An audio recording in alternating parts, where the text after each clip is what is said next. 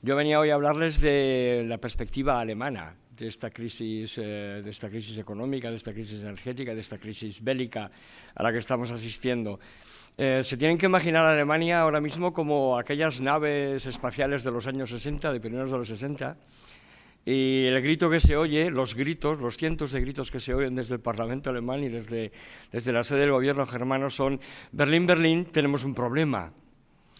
Y tienen un problema muy serio. Tienen un problema muy serio porque resulta que los pilotos de la nave alemana cogieron su libro de instrucciones en el que estaba el plan A, siguieron el plan A fijado por Angela Merkel y compañía ya por los años 2009, y resulta que en la realidad les ha puesto delante de un problema enorme que no estaba previsto en el plan A.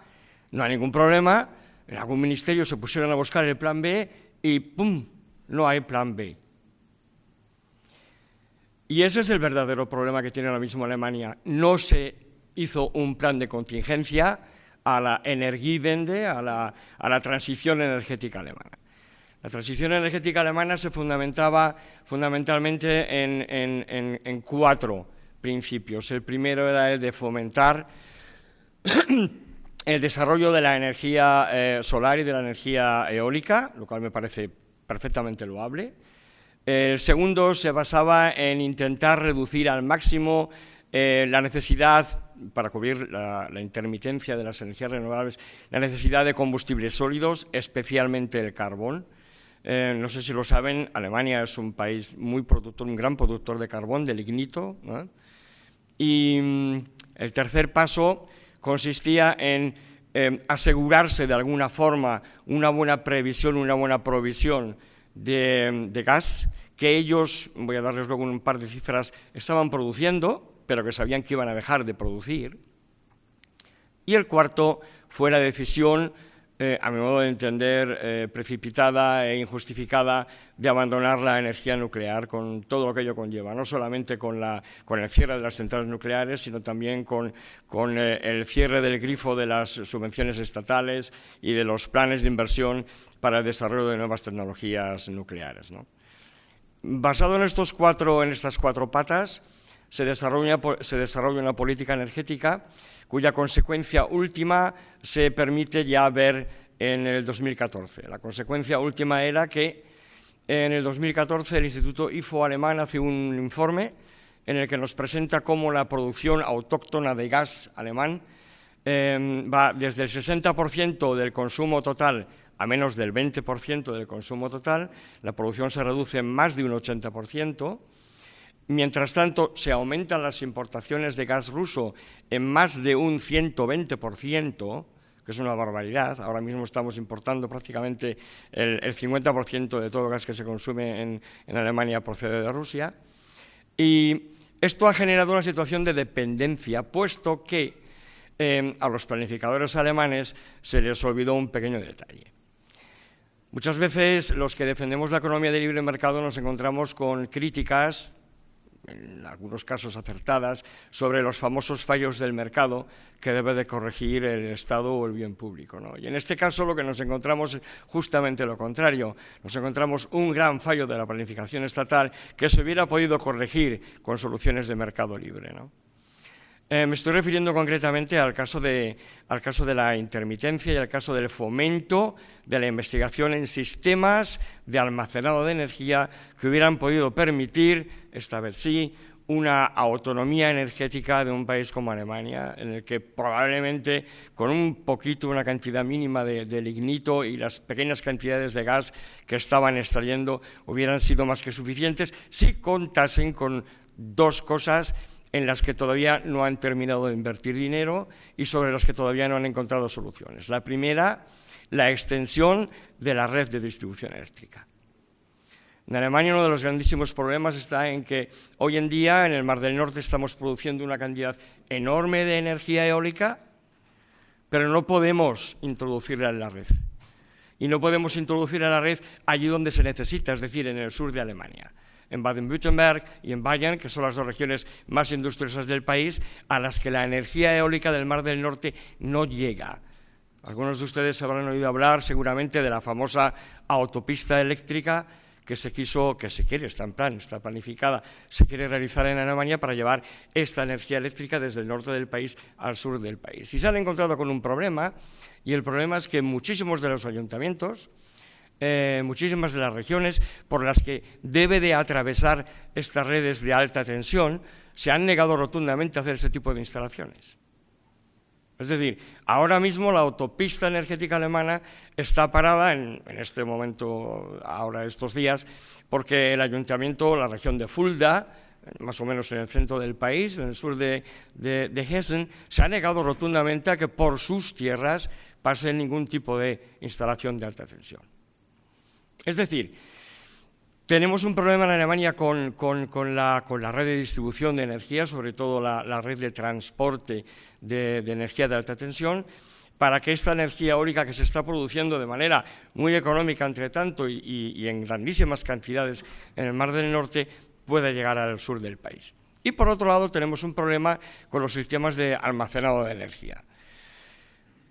Un ejemplo para que se den cuenta de cuán grave es el problema. La semana pasada, el viernes, a las 8 de la tarde, se va poniendo el sol poco a poco en el país, solamente el 5% de la energía estaba siendo producida por sistemas fotovoltaicos o eólicos.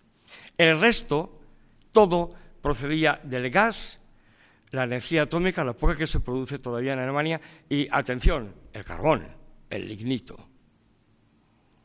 Es inaudito que un país que lleva más de 15 años intentando sacar adelante una reforma energética que le convierta en modélico para todo el mundo, porque creo que una de las ideas que tenía Alemania en aquel momento era la de convertirse en un modelo a seguir, en este afán de reducir las emisiones de dióxido de carbono, reducir el uso de combustibles sólidos, estemos ahora mismo hablando en el 2022 de que en muchísimos, el viernes es un caso particular, evidentemente, la mayor parte de los días de invierno de este año hemos estado consumiendo energía producida por gas y carbón. Y menos mal que hay un poquito de energía nuclear. Es decir, hemos hecho un plan A, que sobre el papel es bueno, y hemos olvidado hacer un plan de contingencias. Y además nos hemos dejado en el tintero un par de aspectos que son fundamentales. Es decir, cómo resolvemos el problema de la intermitencia de las energías renovables a corto plazo, ojo, no dentro de 15 o de 20 años. Dentro de 15 o de 20 años estoy completamente seguro, el mercado es el que nos va a proveer de tecnologías de hidrógeno, almacenado a través de tecnologías de hidrógeno, almacenado a través de otro tipo de baterías, etcétera, etcétera, incluso nuevas posibilidades de energía, de obtención de energía nuclear, ¿no? Sin embargo, esto no se ha hecho ahora.